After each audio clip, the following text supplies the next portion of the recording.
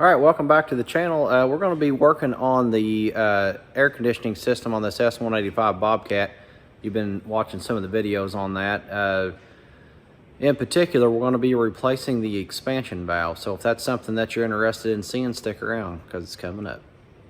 All right, so the issue that I had was replaced the compressor, went to charge the system for the air conditioning, and it would not take any Freon. So all the lines were clear prior to trying to charge it. So the only other component that's left is the expansion valve, and I've got that visible. It's right up here on the back side of your cab. It's right there in the center of the screen. So we're going to be taking that loose. I've already replaced the dryer on there, so you can see that that's new. But anyway, we're going to be replacing that thing. So to do so, step one, go ahead and get your lock on your hydraulic lift cylinder and get that thing locked in place, and then lift your cab up, and that'll get you access that you need through this cavity. You could maybe do it with the lift arms down, but it's going to impede your access a bit. But anyway, with that said, I'm going to set the camera up here where we can kind of watch it close and just go ahead and get that thing taken off. All right, before we flip over to the time-lapse camera, you're going to need 3 different size wrenches, 7/8, a 3/4, and a 5/8. We've got 3 different sizes up here. As you can see, we're going to have 7/8 bottom right, 5/8 above that on the right-hand side, and then the 2 on the left are 3/4. So anyway, let's get started.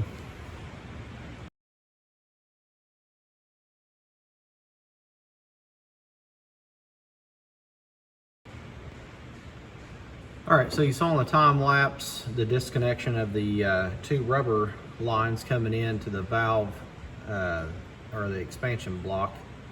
Like I mentioned, there are 2 different sizes up in there. Inside each of those, you're going to have an O-ring.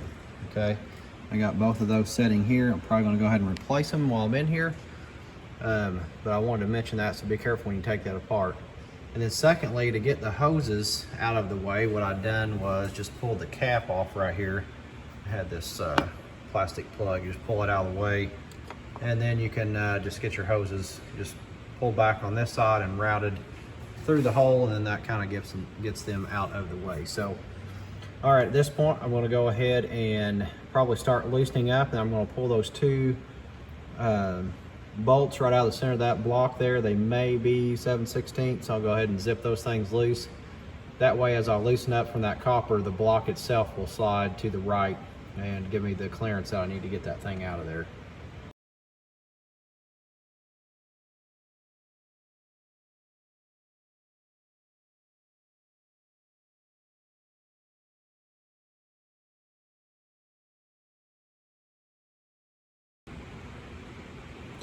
All right, so I got the expansion valve out, as you saw there on the time-lapse camera. Just wanted to point out that when I did separate that top line, I had some fluid in here, and you can see it. I did put a little bit of WD-40 on that just to make the threads a little easier for me to get loose with the position that it was in, but I wanted you all to see that. Not sure what it is. There's 2 O-rings down in there as well. One thing that I'm going to do, and I was planning on doing this prior to just replacing the valve, is I'm going to take my shop vac and I'm going to hook up to those lines, and I'm going to just clear it out, make sure that it is free. We diagnosed the expansion valve as the problem because the system was closed and we couldn't charge it. So I'm gonna, like I said, just make sure that line's clear. Probably gonna go ahead and disconnect my receiver dryer and do the same thing on those lines. Basically everything from the compressor up to here and then on up through the coil. So I'm gonna do that just to be sure. But in the meantime, let's go over here and look at the new expansion valve that I've got from Bobcat. It wasn't too awfully expensive, which was kind of surprising. I think it was $80. So here's my new block. It's Bobcat part number S185 534. And then the block, of course, is taped off here so that you don't have to worry about contamination. But you can see here we've got the larger thread and the smaller thread. So that's the part that faces, to the right as we're looking at it with the cab up, which will be the opposite side of this one. So go ahead and turn that over. See, larger and smaller thread. That's what we've got here. So yeah, looks good. I'm gonna go ahead and get my vacuum set up there, and we'll go ahead and get this thing cleaned out, make sure that the lines are clear.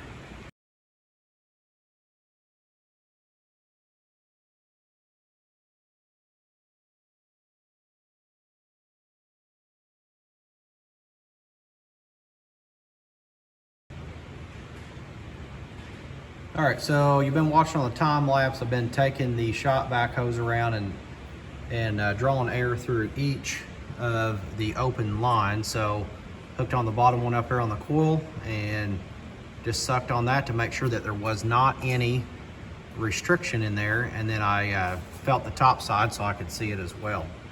So over here are the other lines that I put suction on. Had them off with the dryer here as well. And then let me go around the back here. I had a short time-lapse shot of this, but of course I had both of the lines off of the compressor. So I was back here to make sure that I had good suction. This line here actually goes through the other coil that's up here in the back. So I wanted to make sure that all that was good. So anyway, with that said, I'm going to start reassembly on the expansion valve. We'll put my new O-rings in there, and then we'll get this thing put back together.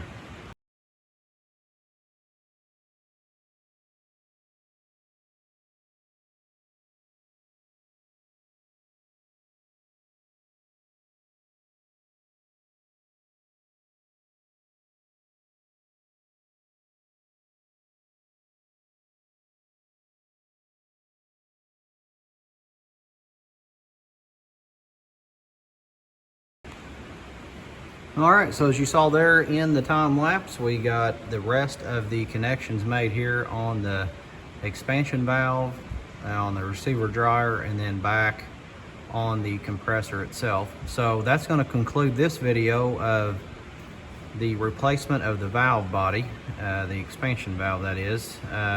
If you want to see the system being charged and getting the air conditioner back up and rolling, you'll need to check out the other video that I've got that's fixing the AC unit on this 185. So with that said, thanks for watching. Hit like, subscribe, share this video, and have a good day.